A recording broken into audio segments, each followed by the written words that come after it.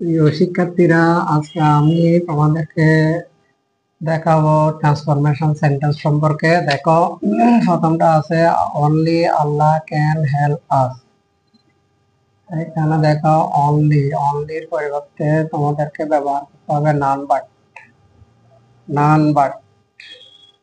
But লিখে বাকিগুলো সব বসাই দিবা। আল্লাহ ক্যান হেল্প আস, তাহলে এখানে অনলি পরিবর্তে নান বাট দেওয়া হবে। এরপর দেখো আল্লাহ অ্যালোন ক্যান হেল্প আস, এই যে অ্যালোনের নিচে দাগ, অ্যালোনের পরিবর্তে আবার নান বাট ইউজ হবে।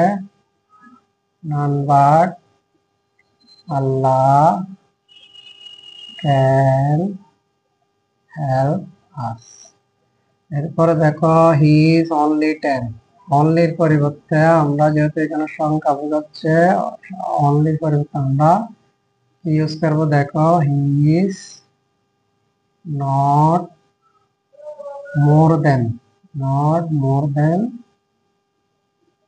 10, অর্থাৎ সংখ্যার থাকলে তার আগে যদি অনলি থাকে আমরা নট মোর দেন শব্দটা ব্যবহার করব। এরপরে দেখো চাইল্ড লাইকস অনলি সুইটস, যদি কোনো বস্তু বোঝায় অনলির পরে সেই ক্ষেত্রে আমাদেরকে করতে হবে এভাবে, চাইল্ড লাইকস নাথিং বাট, আমাদের এখানে ইউজ করতে হবে নাথিং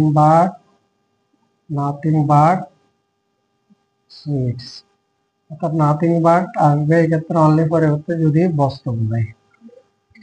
এরপর দেখো every mother loves her child, every পরিবর্তে তোমাদেরকে লিখতে হবে there is no, there is no, বাকিগুলো সব বসে যাবে। তাহলে এভরির জন্য আছে দেয়ার ইজ নো, বাকিগুলো সব বসে যাবে। দেয়ার ইজ নো মাদার, এখানে একটা বাট ইউজ করতে হবে, বাট লাভস হার চাইল্ড।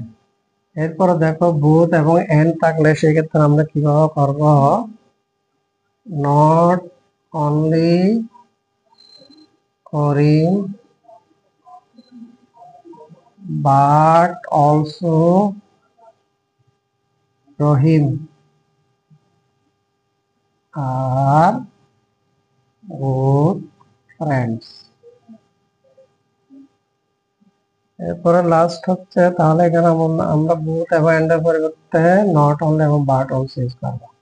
এরপরে দেখো ইউ মাস্ট ডু ইট, মাস্টের পরিবর্তে আমরা কি লিখবো, ইউ ক্যান নট